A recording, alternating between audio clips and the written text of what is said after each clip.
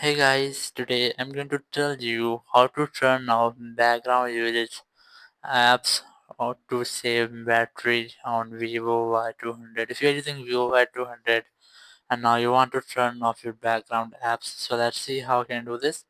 You just have to open your phone settings. In settings, just scroll down and look for battery. And here, just further scroll and you will get the battery consumption list of your phone. Just select view the complete power consumption list and you will get all of your apps which have used your battery, and here's the battery percentage they have used. You will get the background usage time here under the name of the app. You just have to select one of them which you want to disable or turn off background usage. As I'm going to select this one, so just tap on it, and here you just have to select or turn off this setting. Just tap on it and it will be turned off. So in this way you can easily turn off background usage of every app installed on your phone to save your battery life. Thank you very much for watching the video. Until next video, bye bye.